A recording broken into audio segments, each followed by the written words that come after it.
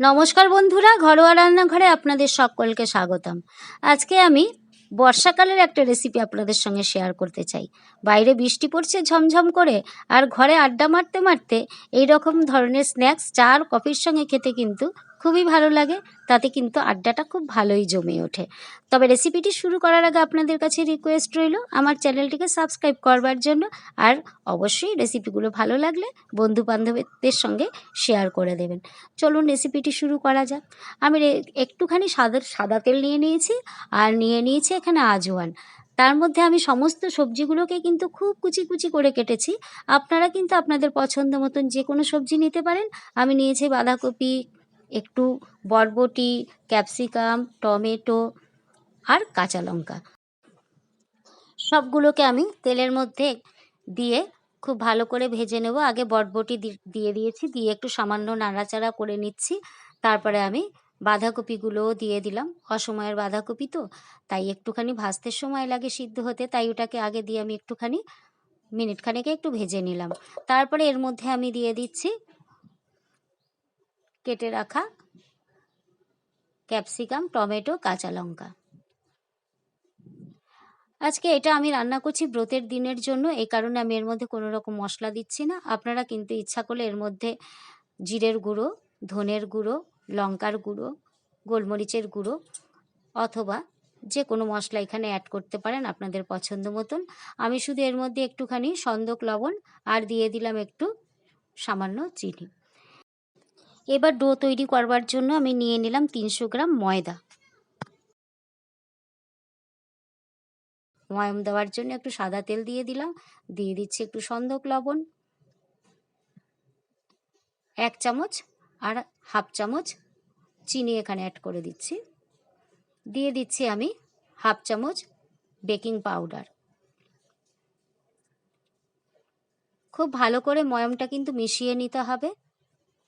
বেশ খানিকক্ষণ ধরে ময়ামটা মিশিয়ে নিলে পরে যত মেশাবেন তত কিন্তু স্ন্যাক্সটা ভালো তৈরি হবে।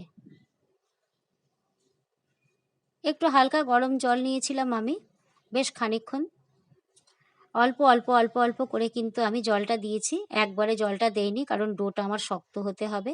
যদি বেশি জল পড়ে যায় ডোটা নরম হলে কিন্তু স্ন্যাক্সটা ভালো হবে না। ডোটা দেখুন এইভাবে শক্ত করে মেখে আমি কিন্তু 10 মিনিটের জন্য ঢাকা দিয়ে রেখে দিলাম। 10 মিনিট বাদে আমার ময়দাটা সেট হয়ে গেছে।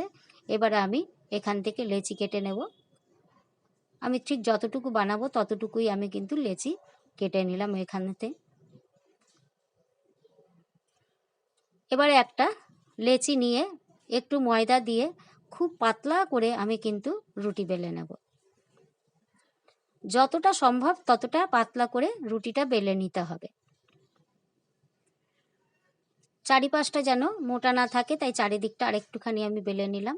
এবার আমি যে সবজিটা বানিয়ে নিয়েছি সেই সবজিটা আমি যে কোনো একটা কোণায় দিয়ে এবার আমি এটাকে ভাঁজ করে চারিদিকটা একটু কাঁটা চামচ সাহায্যে ডিজাইন করে দিলাম। এদিকে কড়াইতে তেল বসিয়েছিলাম, তেলটাকে বেশ মোটামুটি গরম করে আমি ছেড়ে দিলাম আমার পুরিটা। এবারে কিন্তু মিডিয়াম আঁচে খুব ভালো করে এপিট ওপিট কিন্তু ভাজবো।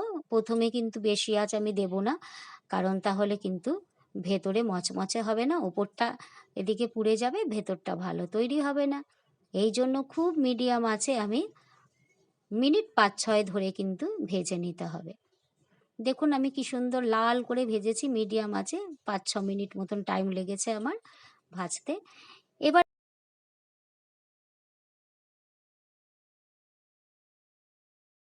আপনারা কিন্তু স্ন্যাক্সগুলোর নাম দিয়ে দিতে পারেন। 2-3টে লেচিকে কিন্তু এক করে নিয়ে আমি বেশ একটা বড় রুটি বেলে নিয়েছি। আর রুটিটা কিন্তু খুব পাতলাও না খুব মোটাও না, যেরকম রুটি হয় সেই রুটির মতনই বেলেছি। বেলে সমস্ত সবজিগুলোকে আমি দিয়ে এক কোণায় করে নিচ্ছি। তারপরে আমি এটাকে একটু রোল করে নিচ্ছি। সবজিগুলোকে ভেতরে রেখে আস্তে আস্তে রোলটা আমি করে নিলাম। এবারে যাতে মুখটা খুলে না যায় একটু হালকা করে জল লাগিয়ে দিলাম। চাকু দিয়ে দুপাশটা কিন্তু আমি কেটে দেবো, একটুখানি বেলনি দিয়ে বেলে নিলাম, সেট হয়ে যায় যাতে সরু অংশগুলো বাদ দিয়ে। আমি টুকরো করে নিলাম 4টে। আর মুখগুলোকে কিন্তু দুপাশ থেকে বন্ধ করে নিতে হবে, না হলে সবজিগুলো বেরিয়ে যাবে। ভালো করে বন্ধ না হলে কড়াইতে দিলেই কিন্তু ফুলে ছেড়ে যাবে। দেখুন দেওয়ার সঙ্গে সঙ্গে আমার কিন্তু একটা প্রায় সবজি বেরিয়েই গেছে। এটাকে কিন্তু আরও একটু বেশিক্ষণ টাইম লাগবে ভাজতে। একদম মিডিয়াম আঁচে ভাজতে হবে, কারণ এটা একটু মোটা আছে তো, ভেতর থেকে একদম খাস্তাভাবে ভাজা হবে, ঠিক এরকম কালার হয়ে। খেতে কিন্তু অসাধারণ টেস্ট। আপনারা কিন্তু বেশি বেশি করে শেয়ার করবেন আর সাবস্ক্রাইব করতে একদম ভুলবেন না। রেসিপিটি কেমন লাগলো কমেন্টসে কিন্তু অবশ্যই জানাবেন। Thank you.